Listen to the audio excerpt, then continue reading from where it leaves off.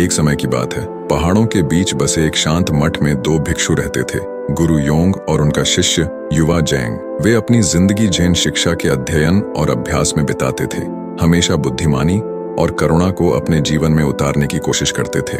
एक गर्मी के दिन जब गुरु योंग और युवा जेंग एक धूल भरी पगडंडी पर चल रहे थे, उन्होंने एक तेजी से बहती नदी देखी। नदी के किनारे पर एक परेशान महिला खड़ी थी जो दूसरी तरफ जाने का रास्ता ढूंढ रही थी। बिना किसी झिझक के गुरु योंग उस महिला के पास गए और पूछा, क्या तुम्हें कोई समस्या है मेरी प्रिय? महिला ने लंबी सांस लेकर जवाब दिया, मुझे इस नदी को पार कर अपने बेटे की शादी में जाना है, लेकिन मुझे तैरना नहीं आता और यहाँ कोई पुल भी नहीं है। बिना कुछ कहे गुरु योंग ने धीरे से उस महिला को अपनी पीठ पर उठाया और नदी को पार कर गए, उसे सुरक्षित दूसरी तरफ छोड़ दिया। उन्होंने उसे मुस्कुराते हुए अलविदा कहा और अपनी यात्रा जारी रखी। कुछ देर बाद युवा जेंग अपनी उलझन को और नहीं रोक पाया।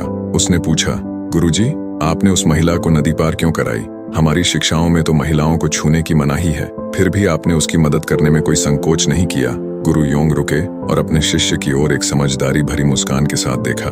उन्होंने कहा, जेंग, मैंने उस महिला को नदी पार कराई और उसे दूसरी तरफ छोड़ दिया, लेकिन लगता है तुम उसे अब तक अपने मन में ढो रहे हो। युवा जेंग की आंखें खुल गईं जब उसने अपने मन की गहराई से इस घटना के जुड़ेपन को समझा।